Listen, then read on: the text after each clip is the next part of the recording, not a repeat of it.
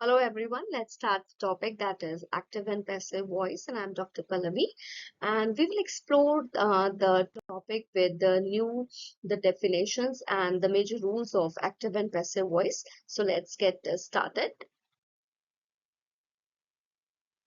So what is a voice in grammar? So this voice of a verb shows the relationship between the action and the subject.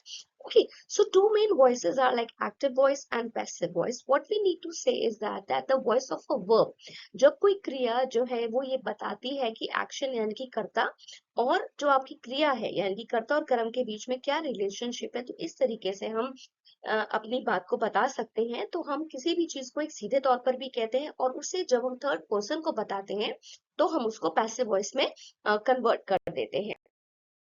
So, active voice is something the subject that performs the action की subject वो होता है जो किसी भी action को perform करता है, जैसे I am teaching, I am writing, I am reading। तो subject जो है वो यहाँ पर doer होता है, करने वाला जो काम कर रहा है। तो उसका फॉर्मूला होता है subject plus verb plus object. बहुत इजी है समझने के लिए कि सब्जेक्ट यानी कि कर्ता, आप कोई काम कर रहे हैं, यू आर राइटिंग, वर्ब क्रिया, लिखने की क्रिया, ऑब्जेक्ट और आप कुछ काम कर रहे हैं। So that is the subject plus verb plus object. Example हम यहाँ पर कहते हैं कि शी सिंग्स अ सॉन्ग, वो कौन सी क्रिया कर रही है, वो गाना गा रही है। तो यहाँ पर सब्जेक्ट यानी कि कर्ता शी है और एक्शन जो है यानी कि आप किसी काम को कर रहे हैं।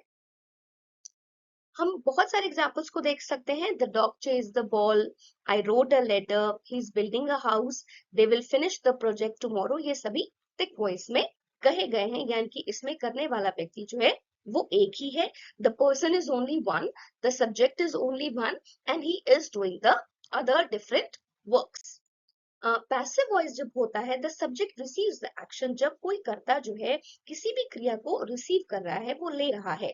तो अब कैसे होगा, the doer is often mention using by और ओमिटेड। जब कोई कर्ता किसी भी चीज को ले रहा है या उसके पास कोई एक्शन आ रहा है, तो वहां पर हम उसका इस्तेमाल बाय से कर सकते हैं। यहाँ पर इसकी जरूरत नहीं भी पड़ती है। But when we see the formula, जब हम फॉर्मूला को देखते हैं, दैट इज ऑब्जेक्ट, ऑब्जेक्ट पहले आ जाता है, यानी कि वो पलट जाता है। क्या पलट जाता है, जो आपका सेंटेंस है जिसको हमने, फॉर्मूला क्या है, subject plus verb plus object, तो वो बिल्कुल रिवर्स हो जाएगा। तो ऑब्जेक्ट पहले आएगा, उसके बाद क्रिया आएगी, क्रिया यानी कि किसके द्वारा किया जा रहा है, पास्ट पार्टिसिपल, वो चीज पास्ट में हो गई है, ठीक है, और उसके बाद सब्जेक्ट का इस्तेमाल होगा। तो यहाँ पर कहा जाएगा a song is sung by हर, ठीक है। तो गाना किसके द्वारा गाया गया, गाना रीमा के द्वारा गाया गया, द्वारा, बाय हर, है ना। A song is sung by हर, तो सॉन्ग जो है वो क्या है, एक्शन को रिसीव कर रहा है। रिसीव किससे, यानी कि जो है लड़की के पास जब वो गाना गा रही थी तो लड़की के द्वारा गाना गाया गया। सो this is the passive voice. So when we see more examples of passive voices, the ball was chased by the dog।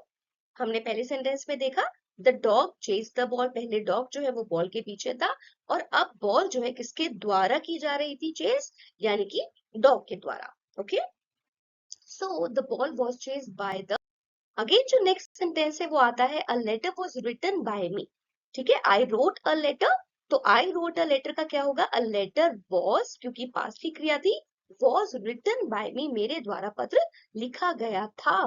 House is being built by me, मेरे द्वारा मकान बनाया गया है या उसके द्वारा मकान बनाया गया। The project will be finished bye them tomorrow, will be का इस्तेमाल क्यों हुआ, क्योंकि हम कल की भविष्य की बात कर रहे हैं। Okay, so when to use active voice, आप इस एक्टिव वॉइस को कब यूज कर सकते हैं, use most of the time, बहुत समय पे कर सकते हैं। इट इज डायरेक्ट, बिल्कुल सीधी बात हम कहते हैं, क्लियर साफ बात कह रहे हैं, कंसाइज छोटी बात जो है वो हम कहते हैं। So it makes writing stronger and engaging. तो ये जितनी भी आपकी बहुत सारी जो आपकी राइटिंग फॉर्म्स हैं वो उसको स्ट्रॉन्ग करती हैं, और उसमें जो है जो आपके रीडर्स हैं, जो आपके राइटर्स हैं, उनको एंगेज रखती हैं। So the example is the team won the game, ठीक है, टीम ने गेम को जीत लिया। सो इम्पैक्टफुल क्या होगा, the game was one by them, है ना, कि गेम जो है वो उनके दिया, was won by the team, वो जीता गया उनके द्वारा, है ना।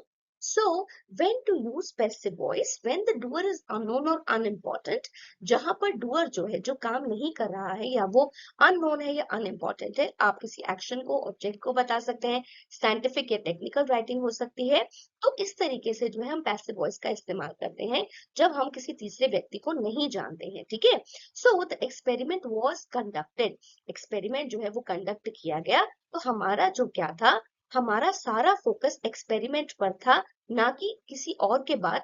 जो आपको लाइन आपको दिख नहीं रही है, इसका मतलब ये है कि यहाँ पर हमारे को ये नहीं पता कि काम कौन कर रहा है, हमारा एक्सपेरिमेंट जो है उस पर हमारा फोकस था, ना कि किसने वो एक्सपेरिमेंट किया, that was important. Okay, so what are the key rules for conversion, कि आप एक्टिव से पैसिव में कैसे जा सकते हैं। Now this is very important to know. Identify the subject, आपको सब्जेक्ट को आइडेंटिफाई करना है। You should identify the verb, what is की क्रिया कौन सी है, ऑब्जेक्ट है, क्या है। Swap, object becomes the subject, swap का मतलब है फ्लिप करना। मैंने आपको बोला था ना कि I am doing the work, ठीक है, या the dog chase the ball, तो आपको उसको रिवर्स करना है, the ball was chased by the dog, swap करना है, flip करना है, and you have to add the correct forms of to be, आपको correct forms का इस्तेमाल भी करना है, to be होगा। so change the main verb to the past principle, कि जो आपका main verb है उसमें आपको past tense use करना है, ये बताते हुए कि किसके द्वारा वो काम किया गया है। okay, so conversion says examples। First, active, simple present है, तो आप कहेंगे एक्टिव में ही रीड्स अ बुक, वो किताब पढ़ रहा है, आपके सामने वो चीज हो रही है। पैसिव जब हो जाएगा यानी कि घटना घटित हो चुकी है, the situation has been done, so a book is read by him. Okay, simple past में active, she bought a car, passive, a car was bought by her. Okay, simple future, I will write a letter, passive, a letter will be written by me. Okay, तो आपने तीनों में देखा कि यहाँ पर वो वर्ब्स चेंज हो गई, जो सब्जेक्ट था ही जो है वो बदल गया हिम में, शी बदल गया हर में, और आई बदल गया मी में। Okay, so this is the conversion examples of active and passive voice. So more conversion examples, tense by tense, कि आप टेंसेस के अकॉर्डिंग उनको कैसे चेंज कर सकते हैं। So you need to know that in the present continuous tense, जब आप बोल रहे हैं, आपको sentences भी समझ में आ रहे हैं। Active voice, they are eating a pizza, वो एक पिज्जा खा रहे हैं।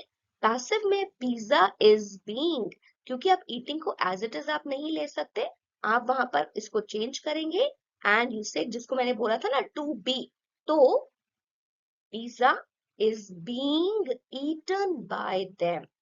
Okay, in past continuous active voice, he was watching a movie, वो एक मूवी देख रहा था। Passive, a movie was being watched by him, past tense। Present perfect, जो घटना अभी अभी घटित हुई है। Active voice, we have finished the work, हमने अपना काम खत्म कर लिया है। Passive voice, the work has been, to be की जो फॉर्म्स बदलेंगी वो हैव से हैज हो जाएगा, the work has been finished by us. Okay, we जो है अस में कन्वर्ट हो जाएगा। Okay, so the summary is, आपको दोबारा से इसको प्रैक्टिस करना पड़ेगा because grammar needs a lot of practice. So in active voice, subject performs the action, active voice में कर्ता क्रिया को करता है। The boy threw the ball, the boy subject, threw verb, the ball object. Passive voice में subject receive करता है उसी एक्शन को, हम कहते हैं the ball was throne by the ball. Okay, so use active voice for clarity, आपको समझ में आएगा ज्यादा से ज्यादा जब आप पहले एक्टिव वॉइस को बहुत ज्यादा बात करेंगे, यूज करेंगे। And use passive voice when the doer is unimportant और he is not present there, तो आपको पैसिव वॉइस तब करना है जब जिस व्यक्ति ने काम किया वो वहां पर प्रेजेंट नहीं था। Okay, so I hope you have enjoyed the topic active and passive voice. So thank you for today. Bye.